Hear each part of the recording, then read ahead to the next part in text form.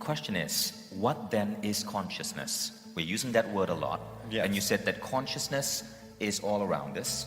It's related to the 0-point field. Correct. What is consciousness to you? Often, people talk about, this new idea that consciousness may be at the base of reality. Well, if you look at definitions of consciousness, it's not very useful neither. It says it's something that has to do with self-awareness, right? Becoming self-aware. What's important in that self-awareness understanding is that there's something that resembles a feedback, right? You knowing you are you. And as I wrote the physics that describe these fundamental laws, these fundamental principles of physics, I realized that the information, and it was already in the philosophy that I had developed, but it showed up in the equation, that the information is circulating in feed-forward feedback structures. And so that you can think of this Planck field, which is an electromagnetic field, this 0-point energy field, as bits of information. And this is exactly how I wrote the equation. That's why it's a holographic equation. And you can think of the bits being exchanged between the field and the surface and the interior of particles.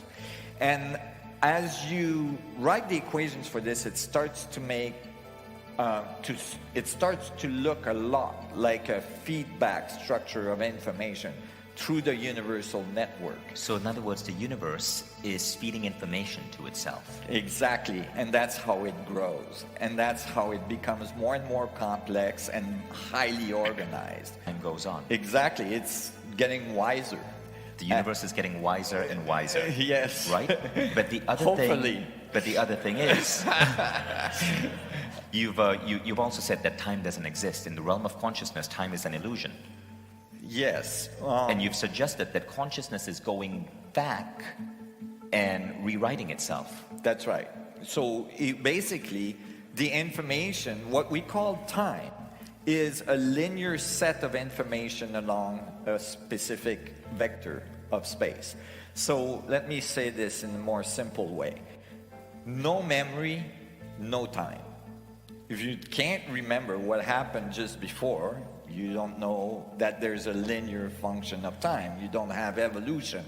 So I modified Einstein, and I'm sure he's okay with it, but I changed the wordy coin, space-time, to space memory, because it's more fundamental.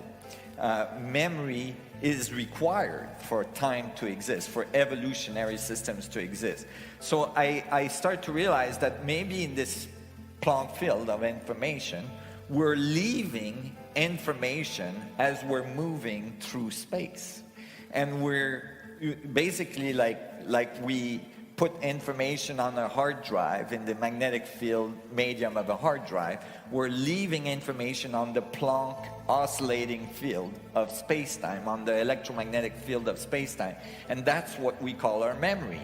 That memory is not in the brain. I actually wrote a paper on this. It was my first paper in biophysics a few years ago, and it just got cited by a really good team as a biophysicist in the Netherlands, and it got a lot of press. But basically it's saying that consciousness is not in your brain, but your brain and your whole body is like a bio-oscillator antenna tapped into that field of information. So basically information is on the structure of space, and in each coordinates, think of each coordinates as 1 Planck second, which is really short, right? It's like 10 to the minus 44 seconds, right? And can you give us perspective of what that looks like? In our prior conversation, you spoke about how the Earth is going around the sun, right? But the universe is expanding, so the sun is moving. So yes. Technically, we are moving through space like this, making a spiral, right? Yeah, and like after a year, we're like billions of kilometers away from where we were a year prior, and we've left information on the structure of space, each one of us, along that path, and that's what we call our past. That is our memory imprint on the structure of space, which we're entangled with because everything is connected and all the protons in your body are connected to that information Now set. here's another question. Where does my consciousness end and your consciousness begin? Oh, that's a good question. If consciousness is also between us, Right. isn't it all connected in some way? It is, but each coordinates in space-time is observing the universe from a different perspective. If I put an object between you and me right now, and I don't know, we have like 400 people in the room. If not one of us is seeing this object from the same perspective, every one of us, because we are in different coordinates in space-time, are seeing a different part of this object. We're all gathering different set of information. So although we're all part of the same consciousness flow of information, we are all in our feedback structure feeding a different set of information, and all the combined sets of all the coordinates in space-time produce the reality we see. So if the universe is self-aware, is conscious, Yeah. and we are some of the most sophisticated creations in the universe, And we all are individualization, right? Because we're all gathering different sets. Right. So we all look a little different because the universe is organizing in the feedback, is organizing your body a little different than me because you're feeding the universe a little different set of information than I am. so we are just a highly organized bit of the universe. That's where right. universal consciousness is expressing itself. That's right. You're like the structure of space-time extending itself and feeding information back to the whole. Wow. Yeah. That's a very interesting way of looking at it. Yes. Now, Einstein mentioned it. I mean, he approached it in some of his statements. what specifically did he say? Objects are not in space, but they're an extension of space itself. Wow. Is there a way we can tap into this consciousness? And is that what intuition is? Oh, that's a good question. So that's what I was saying earlier, is like, you're making a distinction between you and consciousness, and there's none. You are tapping your consciousness, what you call your self-awareness, your conscious is the tap. You're tapped already.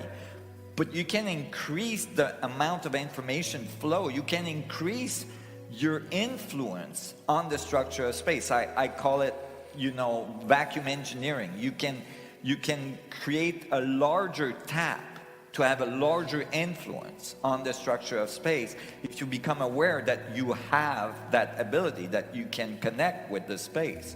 So